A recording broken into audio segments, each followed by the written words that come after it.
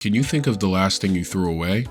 An empty bag of chips, a lighter, maybe even an old cell phone. Where does it go? Who or what does it affect? You probably have no idea, yet you throw it away without a thought in the world. Gachiakuta is a story that brings the consequences of that human carelessness to life.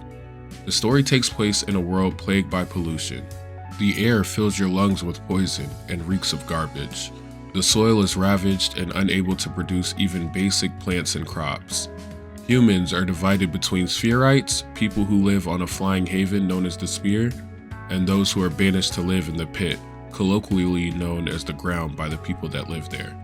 Even those that live in the sphere are divided among the regular citizens and the tribesfolk, a group of people who descended from criminals, shunned and forced to live in a dilapidated section of the sphere, more reminiscent of the pit than any sort of paradise.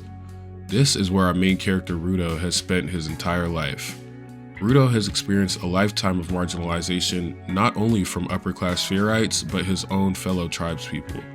Rudo's father was accused of murder in an event unbeknownst to him or the other tribespeople.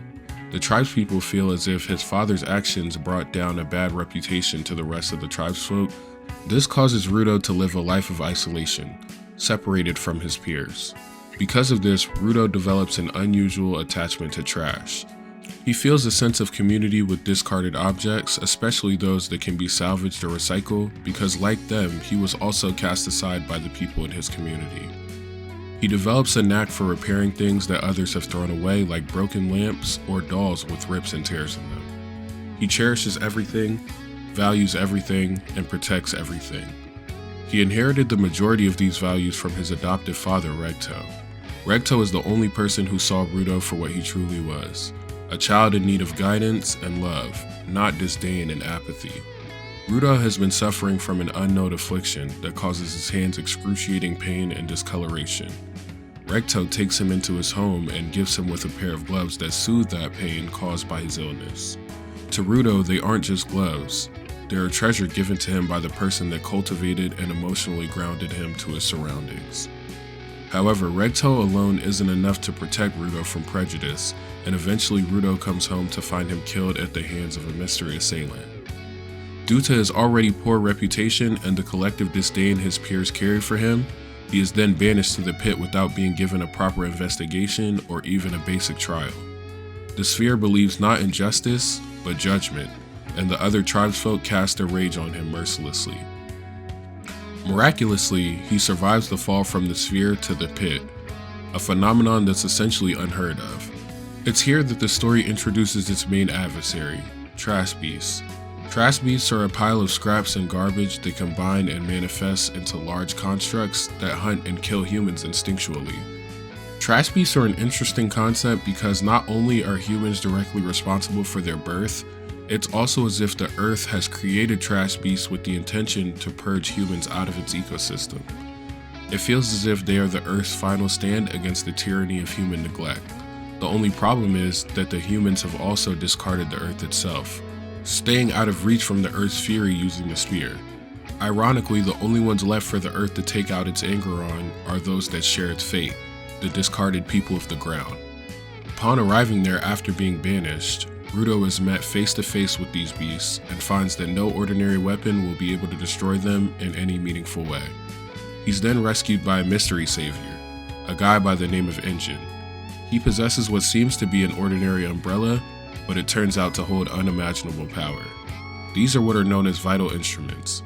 Vital instruments are born when inanimate objects are given great care and become infused with anima, a supernatural energy that imbues those objects with life, the same energy that makes up the trash beast's core.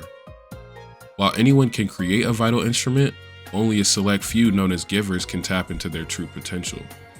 Engine is part of an organization known as the Cleaners. They're a group of givers that are dedicated to protecting safe zones and uncovering the mystery of the trash beasts and their origins.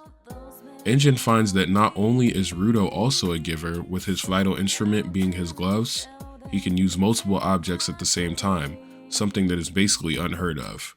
Impressed with his untapped potential, he recruits him to join the Cleaners as they're in dire need of talent like his. I want to talk about Engine and Rudo's relationship. It interests me because while it's clear that Engine has no real malicious intent towards Rudo and he cares about him in his own way, the way he interacts with Rudo lets him and the audience know that he also isn't fully acting out of the goodness of his heart. He misleads Rudo about having information about getting back up to the spear, as well as essentially using the fact that Rudo has no support system to incentivize him to joining them. From my interpretation, he serves as a foil to Recto, teaching Rudo to be more pragmatic and somewhat self-preserving with his decisions because that is what is needed to survive on the ground. Even the most morally sound people are met with tough decisions, like essentially coercing a 15-year-old boy into becoming what is basically a child soldier. This level of depth is seen in many other relationships between Rudo and the other characters in the show. My favorite of these being the one he shares with the character by the name of Amo. Amo has a vital instrument that causes the people that smell the perfume she's wearing to fall in love with her, turning them into mindless slaves that bend to her every whim. She uses this power to take control of and almost kill Rudo and all his fellow cleaners. She seems to be convinced that the people she takes control over are actually in love with her, while also maintaining a very aloof and absent-minded attitude towards them, seemingly uninterested in whether they live or die. This angers Rudo, causing him to lose control and start beating on her after she's already lost and is no longer a threat. This is because to him, there is no greater wrong than treating people as if they're less than human. Stripping them of their autonomy and agency is something he has personal experience with, pushing him past his limits. It's what happens next that makes the writing in this show truly beautiful. One thing that draws me to Rudo as a main character is his ability to be incredibly sensitive and introspective at such a young age. He immediately realizes that he crossed the line and allowed his anger to take control, behaving in a way that went against everything Recto taught him. His face becomes pale and he looks at Engine devastated, clearly in need of guidance.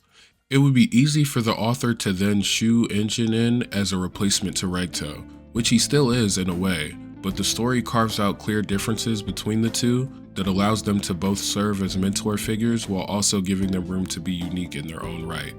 Recto is empathetic and easily understood human emotions, as well as being able to center those emotions when dealing with conflict, whether it was internal or external. This is the wisdom that he gave to Rudo before he passed. Engine, however, does not possess this same wisdom. He instead comforts Rudo, not allowing him to be hypercritical of himself for falling short, as it's something that all human beings do. He admits to him that he also struggles with understanding the complex needs of others, but that the most important thing about growth is realizing where it is that you've caused harm and trying harder in the future not to do it again. Rudo clearly wants to be a better person and work towards being more well-adjusted despite his young age and traumatic past. Engine can see that clearly, and there's even a bit of mutual inspiration shared between them in this moment. If Recto was his father figure, then Engine is his cooler older brother, and they both show him love in ways that I think are beautiful. Amo may be the most interesting of these three characters, but before I go over her character, I do have to say that her story does contain essay against minors, so if you're sensitive to that kind of thing, I suggest you probably just stop watching the video here. Amo is the only other living spearite that's ever been seen on the ground, so naturally the cleaners are curious about her origins, especially as to who it was she received her vital instrument from, a pair of boots that bear the same insignia as Rudo's. She then recalls the day her mother sold her to a human trafficker. At this point in her life, Amo is still largely aloof and does not understand the gravity or context of the situation she's in. Her mom assures her that this man will love her forever and ever, and she gladly agrees to follow along with her mom's wishes. It's then the audience is brought to realize that not only is the man that purchased her a human trafficker, but he specifically bought Amo to fulfill his own personal twisted fantasies, kidnapping her and holding her hostage in the same tower that the cleaners eventually find her in. He polluted her mind and warped her sense of self and convinced her that he was in love with her and that she was in love with him. And the aftermath of him taking advantage of her is even shown on screen. As she lies there, the mystery figure that killed Recto appears again, incapacitating her captor and gifting Amo with the captor's vital instrument, the same boots that she's wearing when she meets Rudo. He tells her that the boots are better suited for her and that they will restore the parts of her humanity that are missing, and he then vanishes. This creates a sort of dichotomy between Rudo and Amo's experiences with this character, because while Amo is saved by this character and she even refers to him as some sort of angel, that same character is the one who killed Recto and is responsible for Ruto being banished to the ground. Later, her captor wakes up furious and immediately tries to take his vital instrument back from her. In the ensuing struggle, something in Amo snaps and she pushes him out of the window, killing him instantly. It's here where she says something so incredibly interesting and heartbreaking. She tells Ruto that they are the same, saying that his gloves made him whole again in the same way that her boots did.